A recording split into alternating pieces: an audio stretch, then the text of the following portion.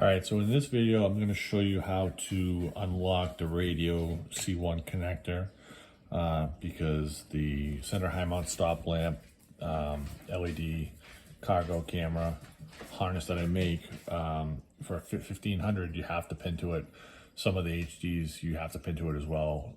Some of the HDs actually have the wiring already. But basically, this is your connector in the back of the radio. And to unlock it, you have to kind of push down on this little tab here and pull the lever out. So like this, and as you open this lever out, it'll push this away from the radio and you get to unlock it, remove it, excuse me. The next step is to actually unlock the connector so you can pin to it. And to do that, you have to lift up on this red locking tab here.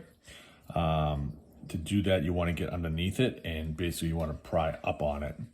And I usually just do this with my pocket knife. You know, if you just something very small to get under it, I'll show you here. I usually just try to get to the corner, slide my knife under it, and then I kind of move down to get some leverage on the center of it here, and then I just kind of pry up like that, and you can see this lifted up here. And then I'll just do the same thing to the other side here. I'm sure there's plenty of ways to do this, but this is the way I do it usually because I have my pocket knife on me at all times. So now this is kind of lifted up. I'll just lift it up a little more. This is unlocked now, so now you should have no trouble pinning any wiring to it. You can actually remove the entire thing. Right now it's unlocked. I do like to remove it usually because sometimes when you mess around with these things, you accidentally kind of push this back in as you're trying to pin the wiring. So I find it easy to just pull the whole thing out. So just get underneath it and pry it up. You can pull this whole thing out. That way, when you're working on it, you know you're not going to accidentally lock it back into place. The one thing to note about if you do that though is to make sure you put it back before you reconnect this to the radio. So now that this is unlocked, we really have to determine where we're going to pin to. So I have here, this is a diagram of this connector. Sorry, you can see here, this is actually a front view, not a back view. So if I match it up here, this side there's only 3 rows of terminals. This side there's 2 on the top and 2 on the bottom.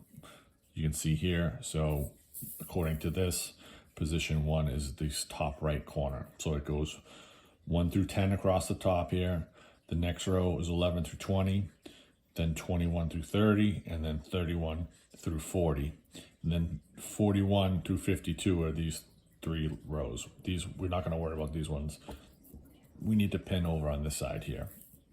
So when I flip this around, and you can usually close this tab just to kind of get it out of the way. Now position 1, which was previously in the top right, is now in the top left. So now it's going to go 1 through 10, 11 through 20, 21 through 30, and then 31 through 40. So on the small bit of harness, which I have here for the camera, where you need to run 3 wires from the green connector at the end of the dash on the driver's side over to the radio. One side is male, that's for the green connector. The other side is female terminals, that's for the radio. So if I look at these 3, they're labeled the position numbers. So I have a 25, a 24, and a 26. So green here is 24. So that's the first one I'm going to look for. So again, first row 1 through 10, second row 11 through 20, third row is 21 through 30. So 21 through 30, third row, that's where I'm going to find 24, 25, and 26. So if we look in here, we have 21, 22, 23, 24, 25, and 26. So 24, 25, and 26 are right here. All right, so I want 24. So again, the first one is 21, 22, 23, 24. So that's 24 right here. I just slide this in, and then you hear it click in. So 24 is in. The next one we go is 25, which will be right next to it. slide it in, clicks. And then finally 26, which will be right next to that one. And then again, so the way I'm holding this, if you look at the terminal where it has the opening here, that's the top that goes in. If you accidentally kind of have this oriented incorrectly and you try to slide it in, you're going to have issues with it. It's going to get stuck. You're not going to be able to do it. So it shouldn't be a hard process to slide these in. So if that happens, just take it out, rotate it, and then try it again. So we slide this one in, boom, that one's in. So that's it right there. That's the 3 wires. Basically, I'd take this locking tab and carefully put that back into place. That's now locked back up. You know, you may need to reopen this again. So open that up, and then you can reconnect this to the radio and lock it in. But that's basically the process here. So 24, 25, and 26, those locations are the same regardless for all 4th gens. So just to make note, when you're looking at the back, it's the side with the 4 rows. It's going to be the 3rd row down, and the first position on the left is 21. So you do 21, 22, and 23. Then you pin to 24, 25, and 26. So that's it. Let me know if you have any questions.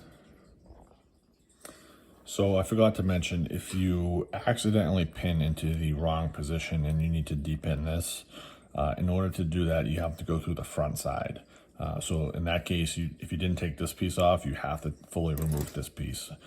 Basically, there are these little like barbs that when you slide the terminal in, they get to a certain point and then the barbs kind of stick into the terminal and lock it into place. So in order to get the terminal out, you need to pry the barb off of the terminal and then pull the terminal out. So in this case, I've got my 3 pinned here, and if I flip this over, I'm trying to get it on camera. If I flip this over and I look, I can see my 3 terminals that I pinned right here, 1, 2, and 3. Okay, and looking at this, if you guys can see, the little barbs are on this side. On this row, they're on this side. On the outer rows, they're on the outsides. So they're on the outside here, and on the 2 inner rows, they're on this inside and this inside here. So you got to get a really small tool, like a pick, and kind of get it in there, and then kind of wedge the barb out and then pull on the terminal as you're doing it. So I'm going to go from left to right, the green one first. So the green one is the one to the far left. So I get a hold of the green, I flip this over, and I locate the one to the far left. I see the little barb in there, so I kind of wedge this in and then kind of pry on it and pull on this at the same time, and boom, here it is. Next one is the white one. So now if I look at it, there's only 2 in here. Same process, kind of wedge my pick in there and then kind of push on it and pull on the wire at the same time, and there's the white one, that's out. And the last one is the gray one, and I can see it here. Same thing, take the tip and wedge and pull at the same time, and boom, that's out. So that's what you need to do if you ever have to depin one of these, if you accidentally, land it in the wrong position.